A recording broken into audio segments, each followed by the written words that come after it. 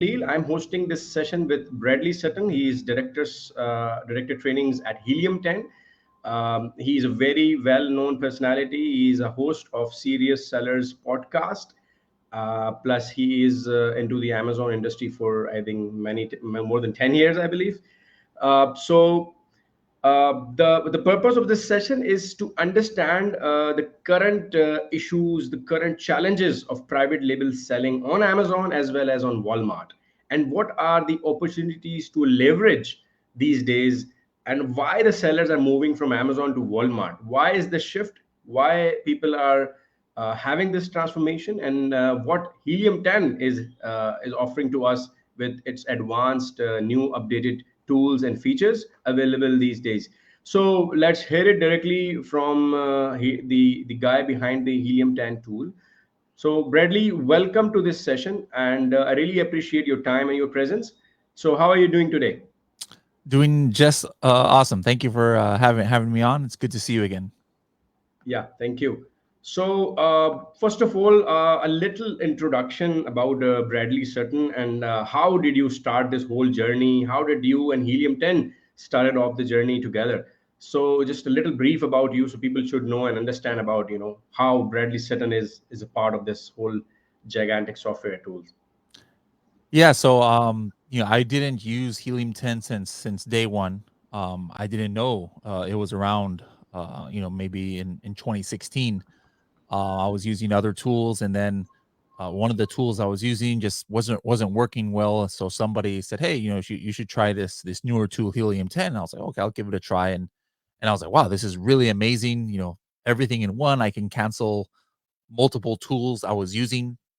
And so I started using Helium 10 and as a in my consultant business, and I would always talk on the Facebook groups of Helium 10, and then that's how the owners of Helium 10 found me. They're like, "Oh, who's this guy who's always talking so much in the Facebook groups?" And they invited me to meet them and offered me a job, and that was like around I think it was like around 2017, if I'm not mistaken. So yeah, fast forward almost 6 years, and now I'm still here at the company. All right, amazing. So, Bradley, since we have seen a lot of challenges coming in for Amazon sellers these days, and you obviously run a lot of podcast sessions with one of the top brands selling on Amazon. So, you are in the industry, you know the numbers, you know the analytics, and you run a lot of different projects like Project X and many other. So, how do you currently see the situation for the Amazon sellers? Keeping the rise of the Amazon fee, the margins are shrinking, and people are saying that move to some other platform, or you should have your own D2C website compared to only relying on Amazon, because the verification processes, the intellectual property issues, the rise of Amazon fee, a lot of competition. Amazon as a brand gives you a lot of competition in many categories. So how do you see this whole thing coming together for the sellers these days in the year 2023? How do you see this to take forward as approach as a seller? Yeah, I mean, I think it's actually a good thing that's going on right now. Like, there's it's not as maybe easy, I guess, to sell on Amazon, and some people might think that's bad, but for me, that's a good thing because the more obstacles that happen, um, the more the competition will, in some places, will kind of even out. Where gone are the days anybody can just snap their fingers and have success on Amazon. So even now, you like in the last couple of weeks, there's this newer thing where, hey, if you don't verify your identity and and and take these steps, that you might get kicked off the platform. And who knows, maybe there are some bad characters who were having too many accounts and now they can't verify themselves. There's more regulations now, more certificates. I remember on one of our accounts last week, we have like Helium 10 backpack, and just as not to make money, but we were stored in Amazon. That's how we can ship it to people sometimes. But then it got removed. Now it got removed because now all of a sudden they're like, hey, you didn't have this certification for backpacks. We don't care too much about it, but still, it's to me, some sellers might view this as a negative. For me, it's a positive. The more regulations it means that the people who really know what they're doing and who are dedicated to Amazon, they're the ones who are going to have success, and some of these other bad players out there are going to be off of the platform. So I think that there's always going to be a lot of opportunity. No matter how much competition there is on Amazon, maybe there's certain categories that are or subcategories or products that are very too competitive, no way to make money. But for every five that become like that, there is going to be six brand new markets that nobody ever heard of. That anybody can have success. So I think that always it's going to be possible to make money on Amazon. Yeah, so that is what the bigger sellers think, from the perspective that the platform is putting up policies and restricting the things to make it more safer for the buyers as well as for the sellers, and to make the process a little more transparent for everyone. So that's the right approach, probably, to make the platform a bit more cleaner than it was before. Yeah. So since Helium 10 is a gigantic software, it keeps on improving, adding features, and has a lot of things, for the elite sellers as well as for the regular sellers. So what do you think about, like, how like, do you think any aspect or any feature which Helium 10 is still missing compared to any other tool in the market? Or do you think Helium 10 is still a very complete package and you don't need to, like, it keep on improving? But is there any feature that Helium 10 is currently working on and would like to improve and enhance in the coming days? I mean, we're never going to just kick back and be satisfied with where we're at. Um, the cool thing, I think, is that Amazon in the last year or two has released so much new data points and things that it never had before, and that some people will say, "Oh no, aren't you scared? Amazon's releasing too much," and I'm like, "No, that's not the case at all. Like, I actually, this is a good thing. Like the more analytics that Amazon provides, that's the more opportunity for us to innovate." And so I think that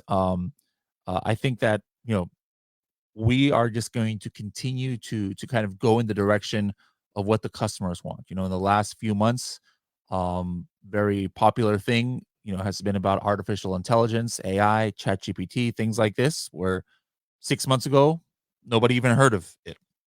Or most people had in the Amazon world, had no idea that there would be something that Amazon sellers would like. And now, a few months later, we have the ability in Helium 10 to make listings, with Chat GPT and our listing builder tool. We have a brand new complete dashboard where instead of just having customers have to know how to use all the filters and how to go into each tool, we're delivering the results on the dashboard, powered by AI and powered by machine learning. And so that's always going to be the case. Maybe by this time next year, there's something that we will have that even right now I can't even imagine. But so we're never going to stop innovating. That's really amazing. Okay, one of like, we had a discussion before about this, and obviously this is what something nobody can like, obviously. But what are the possible discounts or any coupon codes available for the mass level that people should avoid, buying it from the tools provider, and should only buy directly from Helium 10 and from the Helium 10's platform available? But people over here in Pakistan find it really expensive because the dollar rate is, it's three times now to the currency. So when you buy anything of $100, it's like we can multiply with three times to the Pakistani currency. So when multiply with 300, it's really expensive for the Pakistani sellers to afford a software like Helium 10. Obviously, people over here does have their own softwares, because when you integrate it with your seller account, then definitely you need to have your own Helium 10. So, what discounts or what possible offers available for the mass level of people? If I would like to introduce a coupon code through you, and I would like to promote Helium 10 as an official tool, as an official software, not any tool provider, or any, you can say, cracked version, or any, cheaper version. So what do you think, how you Yeah. guys can, participate in this activity for the Pakistanis? Yeah, so that's very important. It's not just, Pakistan. There are many countries where there's inflation and economic issues. So of course, we're mindful of that. But there's a couple important things to understand. Now, first of all, like when you use tools like, and I'm not just talking about Helium 10. I see this for many different tools inside and outside of the Amazon world. But when you're using them in ways that it's not meant to, it's similar to stealing. And so this I would never suggest, even for competitors. Like, this is just not something that is good when you are, giving money to some of these tool providers. In my opinion, it's the same as stealing, regardless of who you're using. That being said, of course, like, okay, well, what's the option, for if you're unable to afford it? Well, the last time I went to Pakistan, I talked a little bit about this, and there's different options. Now, number one, when you share also with tool providers, it's dangerous for you, the user, because many people don't realize that with the different tools, now all of a sudden you don't know who is in your account. Maybe there's like 20 people or 30 people who are all sharing the same account. Well, you don't realize that anything that you are doing, the other 30 people on the account or the tool provider owner, they can see everything you're doing. So, maybe it's product research you're doing a lot. You found a very profitable product. Well, guess what? 20 other people now know the exact product that you just found. You're connecting your uh that account to the Amazon account. Now everybody can see everything in your account. They can see all of your keywords. They can see this and that. So it's very dangerous to just blindly go there. So then what is the option? Well, there's a couple of options. Um if you're working as a consultant, like I suggest, trying, have your clients, pay for the Helium 10. If they can't pay for Helium 10, or they don't already have Helium 10, then, they're probably not serious, as a client. Another option, like, let's say you're just, trying to start out, and you have a, small agency, or again, you're a freelancer. Um, it, the option is to have a team that you can trust. Like I mentioned this before, when I was, visiting and speaking in different cities. Love going to Peshawar and Karachi and Lahore and Islamabad. When I would speak in these cities, what I would suggest is, hey, especially people who are in different communities, be it enablers or be it another, community out there in Pakistan, you're interacting with colleagues, and, sometimes you're in facilities and you're meeting people, and maybe you start working with people. Well, if there's like maybe 3 or 4 of you who want to team up, that's not against the rules. That's not stealing. If you become a team of 4, I mean, Helium 10 is designed for use by multiple people. So you cannot have multiple logins at the same time up until, like, beyond 4. But with Helium 10, you can have up to 4 people on at the same time. And so there's nothing wrong with sharing your password or something with somebody on your own team who works for your own company. So if you split, Helium 10 or another tool like 4 different ways, now all of a sudden it's not so expensive. And so I think this is important to understand that, like, never use the tool providers, because, again, number one, that's stealing. Number two, it's very dangerous to you for your personal information and your hard work that you're doing. Now everybody can see it. Um, and number three, you're gonna have, technical issues, as well at times. But that doesn't mean that, you can't, afford Helium 10. There's different ways to do that. And then, there's different discounts. Like, for example, one that we give on the podcast, I think it's the best discount because it's for life, is a SSP 10, for Serious Sellers Podcast. So SSP 10, that's like 10% off for life. So there's an additional discount. There's some discounts where it's like 20% for 3 months or 4 months, or or even up to 6 months. But the problem with those is that then it goes back to the full price. So I suggest the lifetime discount of SSP10, and then that will save you money off of the full plan.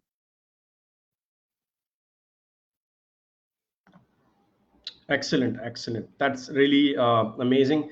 And obviously, I personally would like to encourage this because we do understand the data privacy and data breaching issues. Obviously, it's available, and can anybody can see what you have worked upon, what product you are working on, which keywords are you tracking upon. So this is something really important for all of the sellers, obviously, to understand from the perspective. And there is another perspective that if you can't afford a tool of $100 a month, then how can you be able to afford, the other stuff related to Yes. private label selling?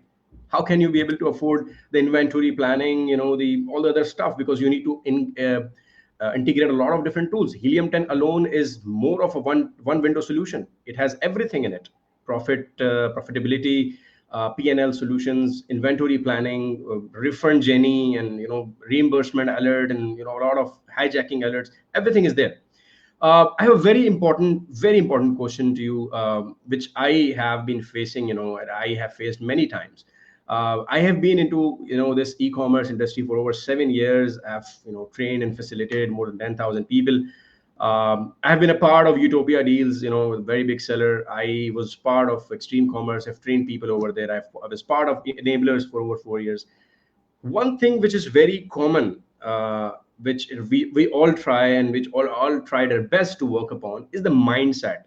You know, if you are working with any of the Amazon private label seller and you would like to launch his or her product, what tactics or strategies do you use to first work upon the mindset of people? Because when somebody is coming in from a job 9 to 5 mindset and they want to come into and jump into this business, they want to have quick results. They want to get rich, in just overnight, or is in few days. So the mindset is the very first important part, and this needs to be trained well. It requires detailed training. First, we need to make other people understand this is a business like any other business. There are profits, there are losses, there are ups and downs. I have find it pretty difficult to work upon the mindset of different people. Pakistanis, they want quick results because they see a video, they see a success story, they want to get rich quickly because somebody, Salman Gauri, that kid, he got rich, he got good, is making good money. I also want to make good money at the age of 16. So this mindset is really difficult, So how do you train people in this particular subject of mindset building? Yeah, there's a lot of I even dedicated a whole podcast episode recently about mindset, and so if anybody don't switch to there now, but later on, if you're watching this in the replay, you can check out episode 400 of Serious Sellers podcast, and the first 20 minutes of that is all about mindset. So for me, that's important, and there's different levels of what somebody must do. But one thing that's in my opinion, and I say opinion because I don't like to state things where it's one size fits all, or just because Bradley says so, then it must be the same for everybody. But my personal opinion is that number one, people need to be passionate about what they're doing, no matter what they're doing. I'm not talking. It's not just about Amazon. If you're an accountant, you need to be passionate about it. You can't have the mindset where I am just working. In America, we say from 9 to 5 or from 8 to 5, or I'm punching my time clock, or I'm here just to make my monthly salary. When you have the mindset of doing your job and it's just a job and you're not passionate about it at all, you're not. You might have some success, but you're really capping the potential of what you can reach, and you're never going to be happy. So for me, no, I've had many jobs in my life. I've only been, in Amazon, relatively speaking, not that much of my life. I've had different jobs. Well, my first thing I always try and do is, hey, can I be passionate about it? And sometimes I can't. Sometimes it's hard to make yourself passionate, and unfortunately, you got to do what you got to do. Those of us who have families, we have to work, and we have to provide for our family. Even sometimes we don't like what we do, but when you become successful, it's usually because you're very passionate. It almost doesn't feel like a job. So If you are have been in the Amazon space for a while, and you don't really enjoy it, you're not going to be successful. I'll tell you right now. Maybe you'll hit some measure of success. So it's important that you learn to enjoy what you're doing. And if not, and you can do something else, there's nothing wrong with leaving Amazon behind. Maybe this is not your calling. Maybe there's something else that's going to make you more happy and give you fulfillment. But if you have the power of mind to almost make yourself enjoy it more, you're going to find that you're going to have more success. And so in that episode I talked about, I have a lot of strategies I do that I sometimes gamify. I make it a competition just with myself, different tasks. And instead of looking at things in a mundane way, I it becomes more exciting. It becomes a challenge. And before you know it, I'm enjoying, what I'm doing, and I get more fulfillment from it. And that's when all of a sudden you can break boundaries and become more successful and be able to reach new heights. And so once you get that, out of the way, the next step is not to trust yourself too much when it comes to Amazon. In other words, don't be too proud to think that you know everything. You have to be open to always learning. The one thing in Amazon is that it changes every day, and you have to be willing to adapt. Maybe you were successful, 2 years ago. Well, if all the strategies you used 2 years ago and you're successful, that's all you're doing today, I guarantee you're gonna fail soon, because Amazon is constantly changing. What worked 6 months ago sometimes doesn't work today. So you have got to, that's not the same. In the accounting world, I've never been an accountant. I don't know why I keep talking about accounting, but in the accounting world, what worked in 1987, accounting principles, that's still working in 2023. Those things don't change. But in Amazon, you can't tackle Amazon that way. So you always have to be ready to learn the new things, the new data points that come out, and instead of trusting your own knowledge or yourself, trust the data.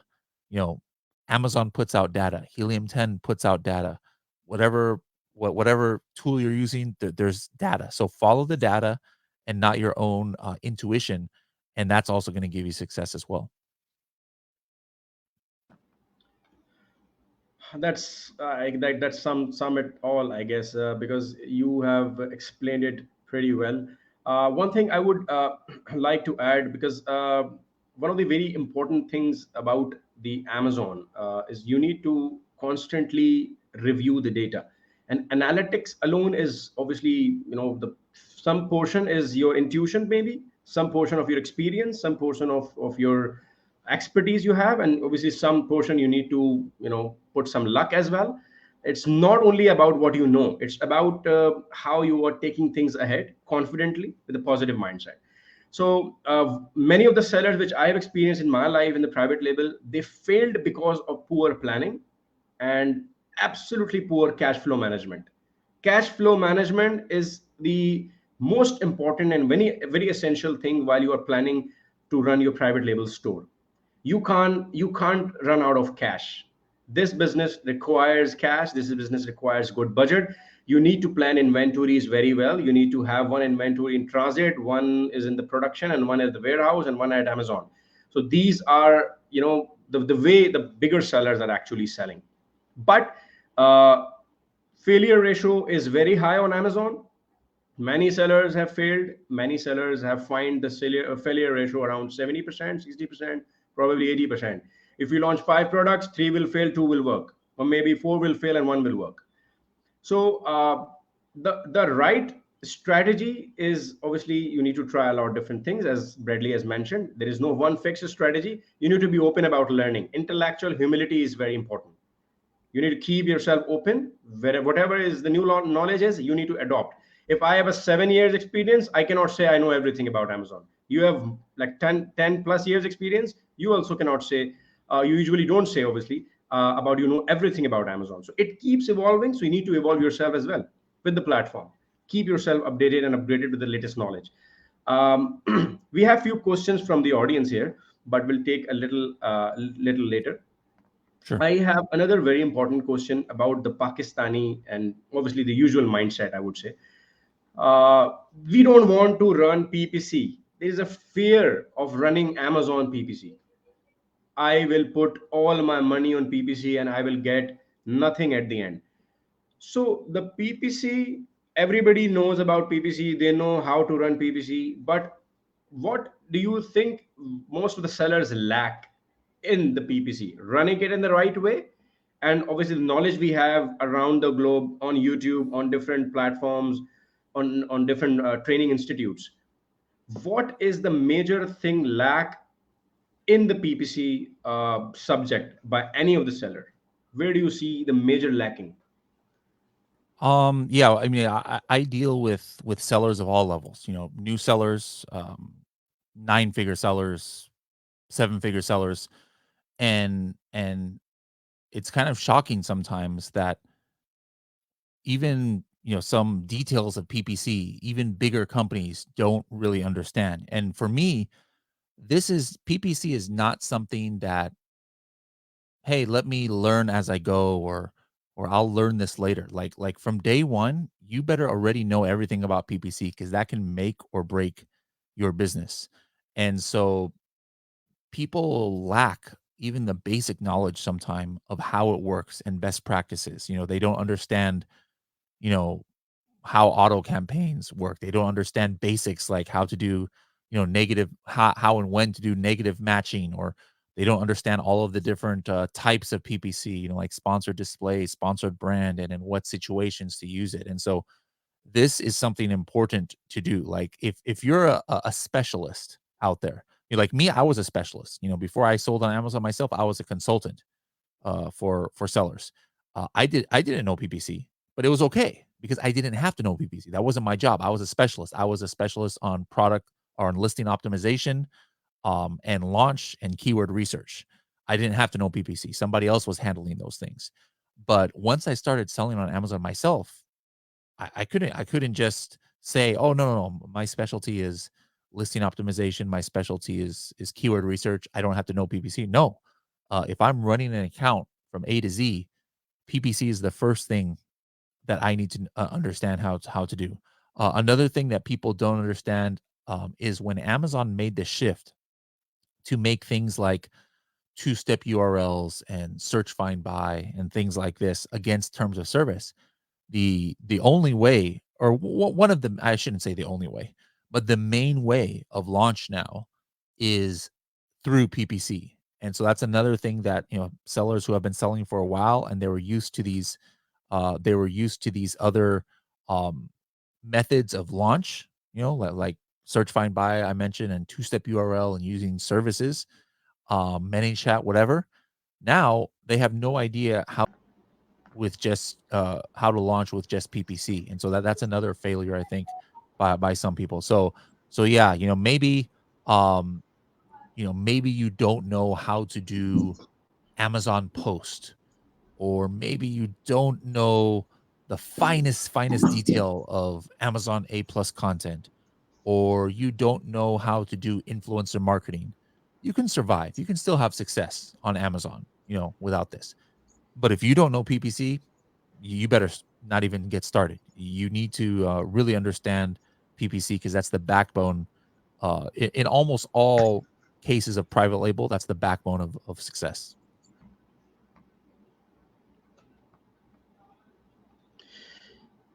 All right. Let's take some questions from the audience. Amir Dosani is asking, mindset is one thing, but sometimes mindset alone is not enough. Strategies are revolving as high cost of PPC. FBA has pushed new sellers back in a hole. How to counter all this, and what's the new marketing strategy to make things work? Yeah. So are costs high on Amazon? Absolutely. But that doesn't mean that you can't be profitable.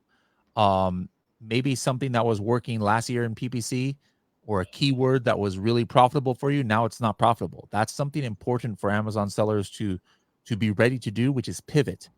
And you can't just keep throwing money, for example, at a keyword because in 2021 this keyword made you a lot of money. If it's not profitable now and you are going to lose money on it, you have to be ready to stop doing that, whether it's PPC, whether it's a product. Sometimes products become not profitable, and you can't be emotionally attached to a product where you keep selling it even though you can't make money. So that's something that Amazon sellers need to be ready to do, is pivot. No matter what kind of success they had before, at the end of the day, you've got to be making money. And so you've got to be able to understand how to optimize things. It doesn't mean that at the first sign of trouble you give up on a product or you give up on something. No. If the beauty about PPC is that you are in control. You know, Amazon is not going to spend money that you are not making available. Amazon is not going to bid on something that you did not set. So if you are unprofitable at $1.25 cost per click, you have the power to take that down to $1 and then see if you are profitable. If a certain kind of auto campaign targeting, such as close match, let's just say, or let's just say loose match. Hey, that's not working out. Well, you can lower the bid on that, or you can just pause that target. So you as the seller, or you as the consultant, you as the company, as the business, you are in control of your journey on Amazon, and so you have to be ready to pivot and make sure that you stay profitable. So nowadays, what's working is PPC, just as always has worked. Maybe a little bit different than in previous years, but it's still working. Uh, Taking advantage of all of the new kinds of traffic that Amazon has, where you can even bring off Amazon traffic and get money back from Amazon when you do this. That's working. Influencer marketing is working sometimes more than ever. Um, Diversifying to multiple marketplaces. You mentioned Walmart in the beginning. I think 3 years ago, maybe 3% of Amazon sellers were considering selling on Walmart. People were like, no, it's not worth my time. But then after, especially after COVID happened, more and more sellers are like, hey, I need to diversify my income streams and not just make it all from Amazon UK or not make it all from Amazon USA. I need to first sell on multiple Amazon marketplaces, and I need to start diversifying to maybe Shopify and, of course, Walmart.com. And so these are all important things, in my opinion, to stay profitable and make sure to kind of have a good base, a foundation for your business in 2023. Yeah, because I've seen these statistics about the Walmart sellers. Obviously, in 2018, only 3% sellers have joined, and in 2022, it's 35%. So, this number is rising crazy at a crazy pace. And a lot of Chinese sellers are actually joining in, because a lot of Chinese sellers was like wiped off by Amazon last year. So a lot of Chinese sellers are actually joining in the Walmart and starting private label. So I have a very important question regarding the Walmart, that how efficient Helium 10 is working for the Walmart platform compared to Amazon. Obviously, for Amazon, it's a very mature tool, but for Walmart, do you think a lot of work needs to be done still, or is it a beta version, or what? Yeah, so for Walmart, we're always innovating. It's a newer marketplace for us, and also the same data points are not available in Walmart that are in Amazon. Like in Walmart, there is no BSR. So some things might be harder, like sales estimation.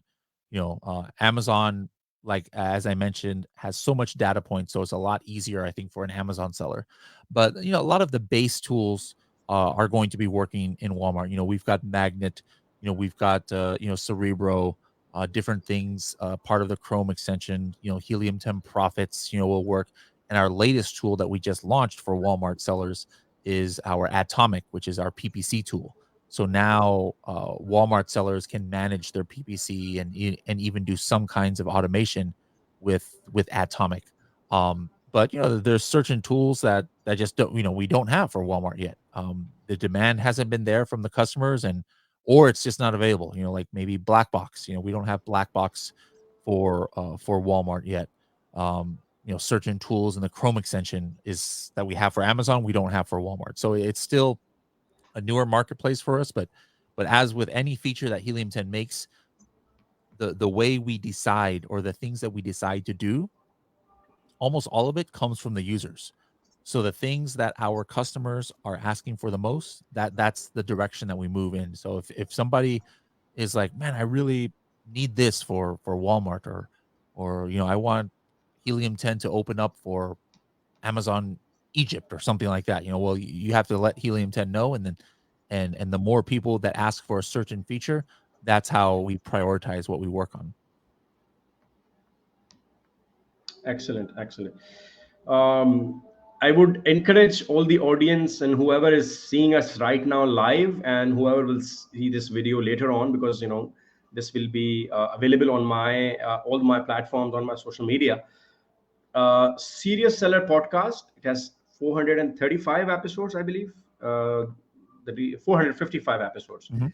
So it's an amazing podcast series, obviously run by the great Bradley Sutton. So you can have a look at it. A lot of amazing content is there. The recent video which I have just seen is about Amazon sales with TikTok advertising. This is the latest episode I just seen on Yep. the platform. So I would encourage all of you to watch this podcast, listen to it, have a understanding about the concept, in-depth knowledge about different platform, different tools, and obviously get to know about different sellers' perspective about Amazon and different platforms and marketplaces. Again, Walmart is also been in a hot discussion these days on different platforms.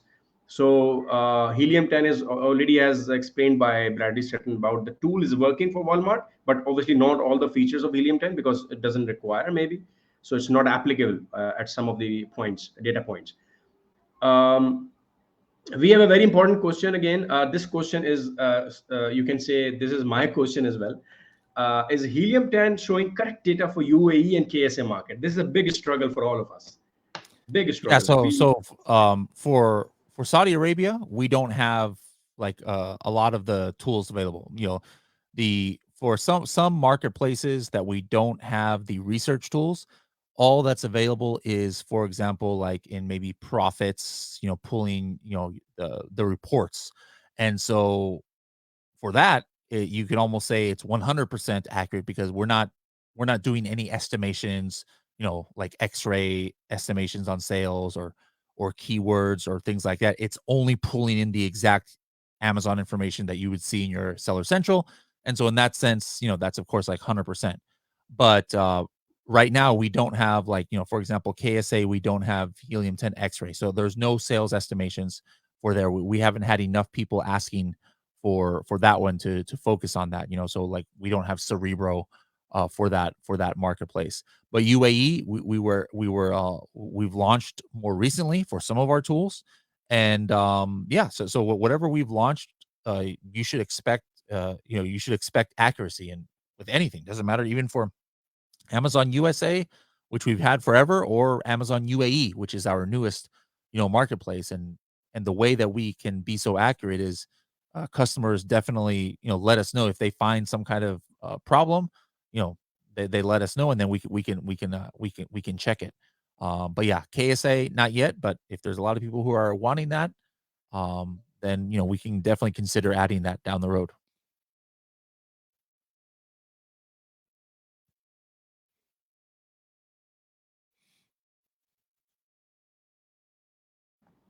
That also answers, the question Hassan Amin has asked about how efficient and accurate Helium 10 tools in UAE and KSA markets, as it has been launched for some time. So we already have answered that whatever is available is accurate as per your knowledge. So we have a question from Sarang Raza.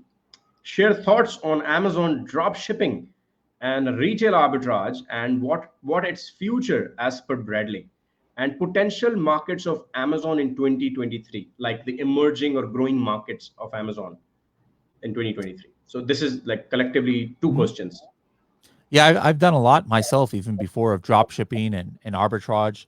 From what I hear from sellers a lot, it's this is one of the aspects, I think, of Amazon that has gotten exponentially more difficult than a few years ago.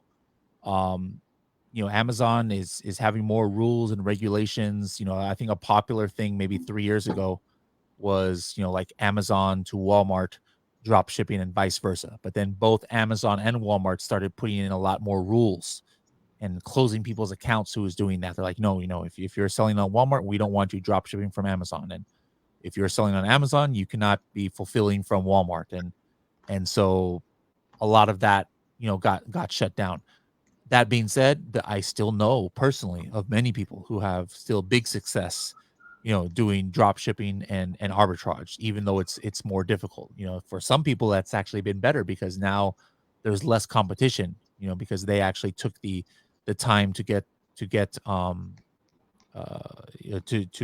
through the regulations and the certifications and verifications and things like that. So I think there's always going to be potential for drop shipping and retail arbitrage, at least on Amazon USA for sure.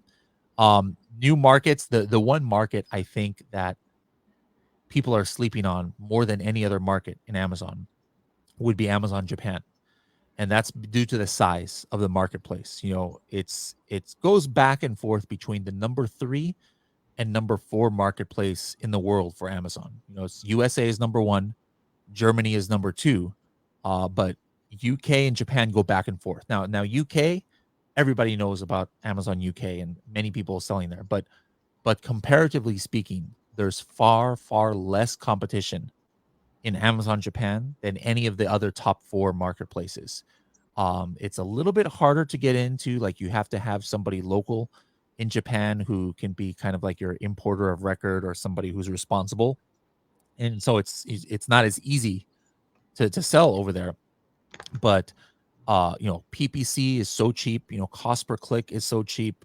Some niches that in USA and UK are very saturated is completely wide open in Japan. So I think that's a marketplace that more people should try to sell on. Thank you, Bradley, for a great answer as usual. Um, we have more questions. A lot of people are engaged today because of the popular Bradley Sutton is with us. Uh, what are some lesser known or underutilized features in Helium 10 that sellers should explore to maximize their selling potential on Amazon? Very interesting question. Very nice. Yeah, yeah. So a couple of ones that I think would be interesting is first, just in general, a lot of sellers do not understand the power of product targeting in PPC. We talked about this. This is an episode. I would highly recommend everybody to listen to episode 450 of the Serious Sellers podcast. About 2 weeks ago, I interviewed somebody, the professor of Amazon. His name is Howard. Actually, I think Howard has a lot of employees as well in Pakistan. Yeah, yeah. But um, one thing he was talking about was when he launches, he's very big on product targeting for PPC, and the reason is, he has a very intimate knowledge of the Amazon algorithm, and especially during launch, if you are if somebody clicks on your ad from a product targeting, you sometimes kind of like absorb ranking juice from that product. And I've tested this before too. And so one way to get good product targeting ads, or there's two ways. There's one where he talks in that episode about a strategy where he tries to pull everybody from page 1 and page 2 of the main keywords and throw them all into one campaign in the beginning, just to see which one sticks. And so instead of trying to copy one by one the ASIN, you should use a little known Helium 10 tool called ASIN Grabber. So if you hit ASIN Grabber just once, it's going to pull all of the top 100 listings from page 1 and page 2, and then you can just download it into Excel file and just take all of the ASINs within 15 seconds and put it into a campaign, as opposed to one by one checking all the 100 products on page 1 and page 2. Another good way of finding product targeting um, potential is another kind of, I don't want to say hidden, but not very popular tool inside of Helium 10, and that's black box product targeting. So, everybody knows black box. Black box products, black box keywords is great way for product hunting. But the very last, or the second to last tab in black box, is called product targeting. And so if I enter in an ACE in there, what's going to come up is like the last 30 days of history of frequently bought together. And so this is a great way to get product targeting because in the frequently bought together, it's not just showing up the similar products. Like if I put that for my coffin shelf, of course, maybe some of them are other coffin shelves, right? But what happens is with a coffin shelf, if you watch every day your own listings frequently bought together, if you're manually checking that every day, you're gonna see sometimes people are buying this coffin shelf with some skull, or sometimes people are buying it with a coffin carpet or rug or something like that, and all these complementary products. And you typically Amazon sellers don't realize that those are excellent targets for PPC, even though it's not in the same niche. And so you wouldn't have even known about some of these products existing, or that somebody is interested in a coffin shelf would be interested in these. And so using that little known Helium 10 tool, black box product targeting, you can instantly see up to like 20, 30, or sometimes more products that have shown up in that box in the last month. That's a wonderful tip. I think many sellers probably who might have idea about this or might not be using it and leveraging it, then you should use it. This is a very good tip already given by Bradley. And again, I would really encourage you to go through the Serious Sellers podcast series, and they have tons of topics on variety of different issues and aspects covered over in the episodes, 455 episodes, so you guys can have a great idea about it. um, we have a few more questions. That's a big one, like long question. Amazon has become extremely saturated. Again, a handful of sellers are going to thrive, but a majority of them would fail. Walmart is the next market that most sellers are jumping into, and with Chinese sellers jumping guns, in no time that would be saturated too. What new emerging marketplaces are we looking at to establish a niche brand? Also, how do we see the future of Facebook Marketplace emerging in North America?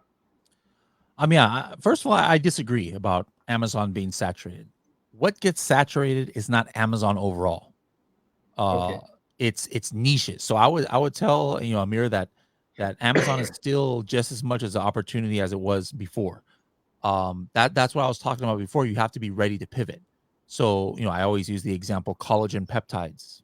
That's like a saturated niche in Amazon. Don't sell collagen peptides. That doesn't mean Amazon overall is is saturated, but now you've got to go find the niche where it's not saturated. And so I never would suggest to anybody to go away from Amazon to another marketplace, because Amazon is still the number one opportunity. Same thing for Walmart.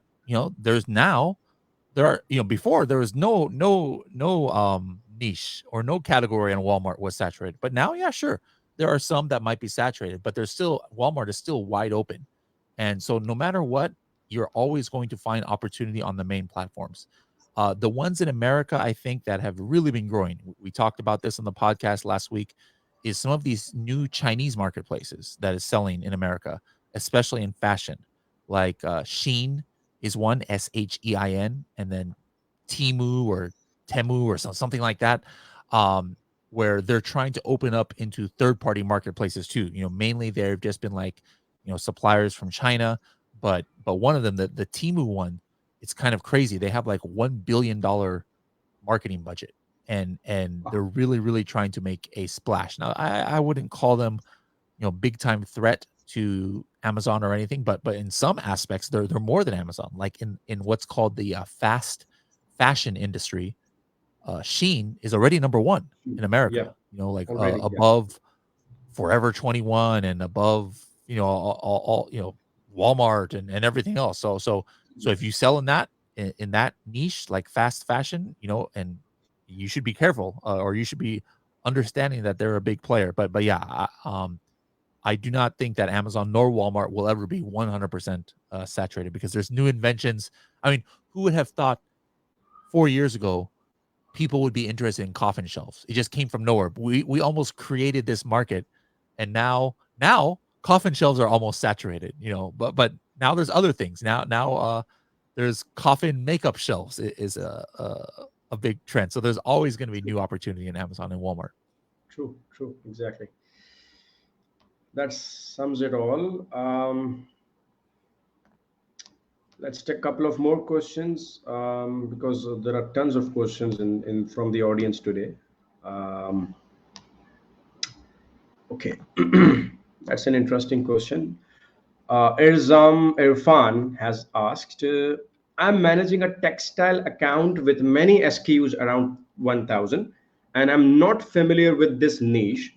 So, can you share some thoughts on how to manage this niches and how to scale these type of accounts, as it's doing 6 figures per month and want to grow to 7 and 8 figures per month? Mhm.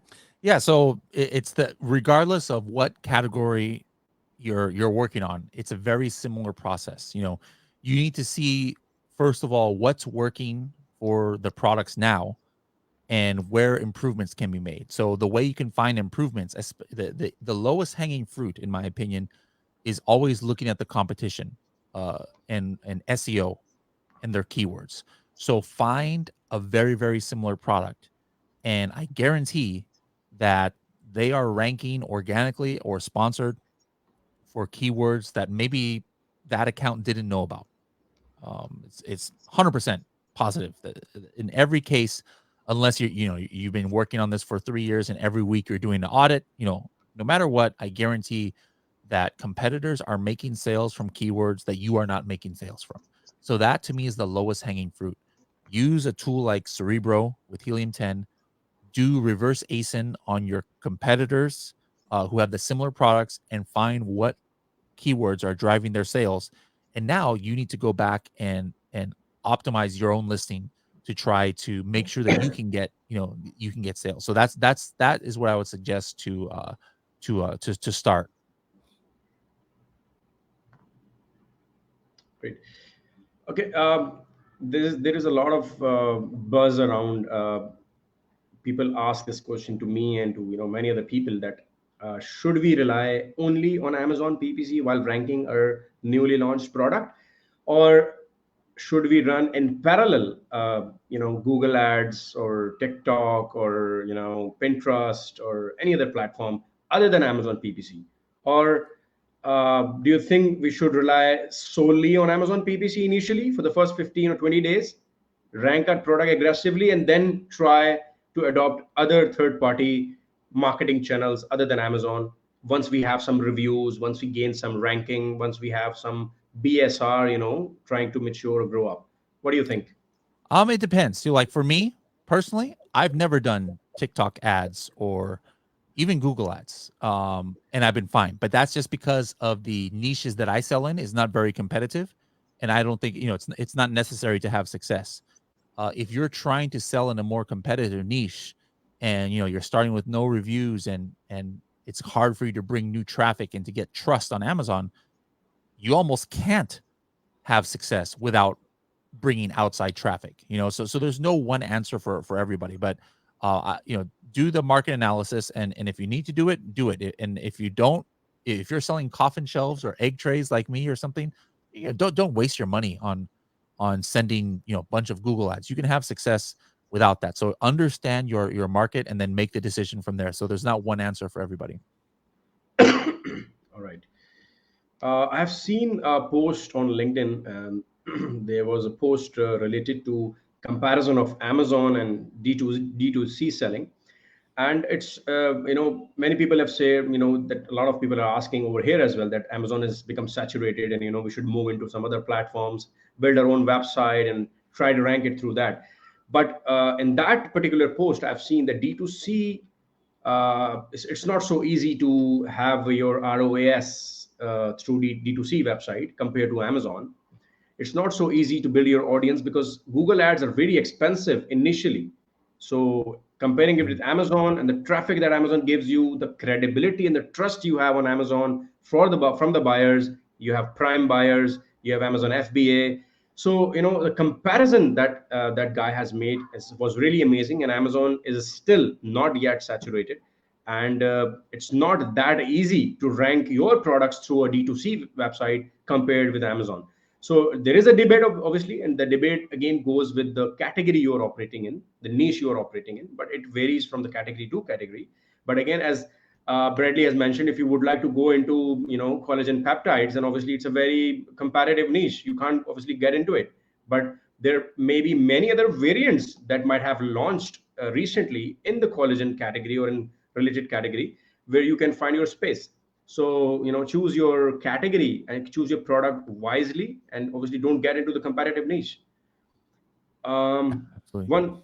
One last question. Obviously, we are having this session a bit prolonged. I think that's not a relevant question. Okay. All right. Aisha Khan is asking, many people are asking that Amazon has no future because there are so many sellers, so competition is very high. Is that true? And one more thing, which business model should people do in the beginning, like private label, wholesale, drop shipping? What do you recommend? I think the first question you Yeah. already have answered many Yeah. times. First So question we definitely answered. Second yeah, part, it depends on you do what works for your budget. If you don't yeah, have too much money, don't try to do maybe a humongous private label right off the bat. But even if you have, I did a case study before called Project 5K, where with 5,000 US dollars, I launched 12 different products. So that shows you that you don't need a lot of money. So, if I can do 5,000 for 12, that means I could have done one for only 500 or $600, So, but hey, even if you don't have that budget, well, there's still ways to start on Amazon and generate revenue with zero. There's merch by Amazon. There's KDP. There's different kinds of selling of ways to make money where it requires zero investment. Or you could do like me and start out being a consultant, first. Now don't do it just, learn while you go. You need to know what you're doing before you can work for other people. But that's the beauty about Amazon. When you're talking about, we've been talking about being an accountant before. There's kind of one path to being an accountant. In Amazon, there's not one path to success. You can start small. You can start with different business models. But to me, the ultimate is going to be private label. That's something that is never going to go away, and that would be the most ideal for somebody to get into. all right. One last question. Many people, might have this question, so let me ask on behalf of them. Sure. In the online arbitrage and wholesale category, like people are finding it really difficult these days to get their invoices approved because Amazon asks for an invoice. When you provide the invoice of a distributor, Amazon rejects. So when you buy the inventory has been booked. You have paid for it to the distributor, and the invoice is not being accepted by Amazon. So this is like kind of an issue which many of the sellers facing in the past, like from the past 4, 5, 6 months. So do you have any tip for any of these issues? Once how one can tackle it? Yeah, it's tough. I've heard of similar things. So this, in my opinion, is where people need to rely on the community. You know, maybe Helium 10 community.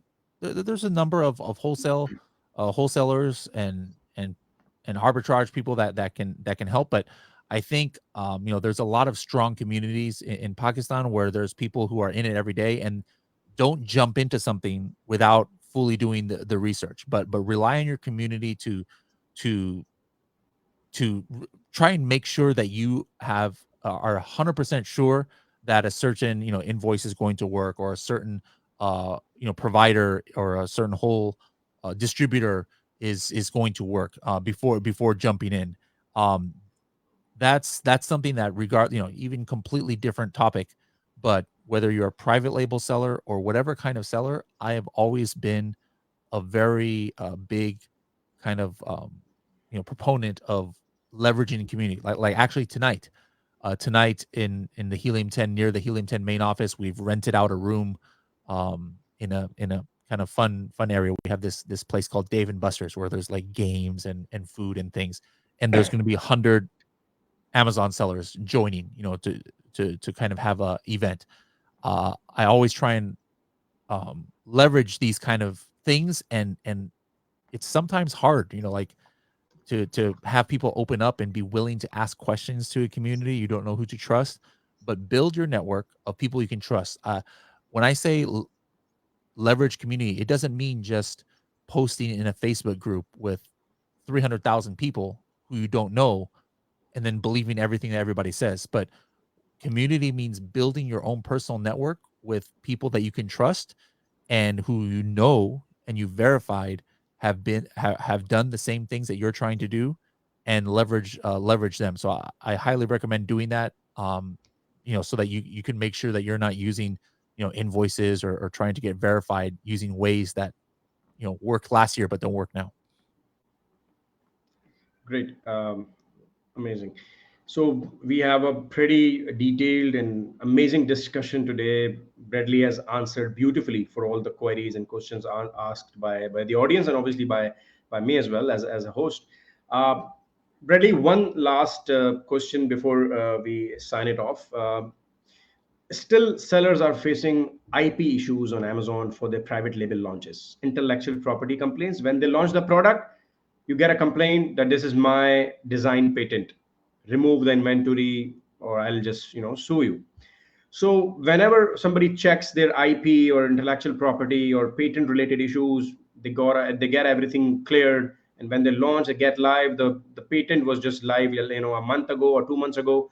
And now when you are live, the patent is active, and the patent owner is now complaining that this is my intellectual property.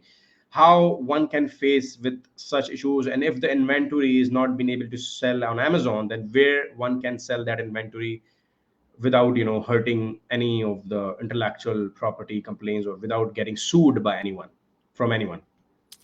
Yeah, it's tough. Yeah.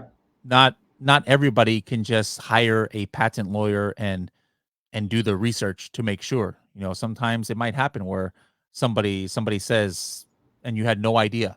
Other Yeah. times it could be people lying and saying that they do have a patent, but they really don't.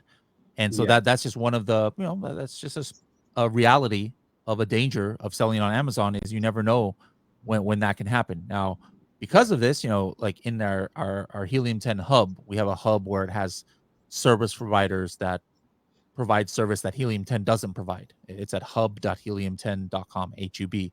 And so like there are different patent attorneys there that somebody could reach out to get help. But yeah, whenever you're trying to do a newer product or a product that exists, try to do on your own at least the patent research to make sure nobody has it. Um, and then if somebody just says, "Hey, we do," look into it, verify. Don't just take their word for it. They could be lying.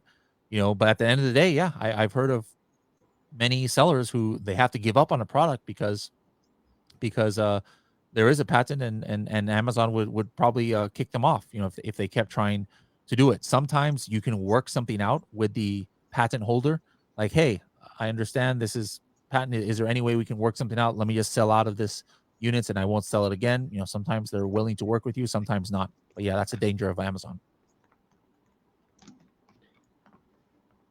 Yeah, that's what we usually try to explain to our people here, that there are risks in the business, and obviously, like any other business, there are uncertainties on Amazon, on selling on Amazon as well. So there are certain elements which nobody can, give any surety or any guarantee or any validation about. So that's one of the issues, which is about IP complaints. So thank you so much, Bradley, for your time. It's been a great session, amazing discussion, full of energy, and a lot of people have asked questions, and they loved, obviously they already love you, but that was a brilliant session. Thank you, really appreciate your time, and hope to have you soon with yet another productive discussion. Thank you so much, Bradley. Thank you very much. Hope to visit Pakistan again in the future. So I'll see you Yeah, then. would love to host you again. Thank you. All Thank right, bye you. bye. Take care. Bye bye.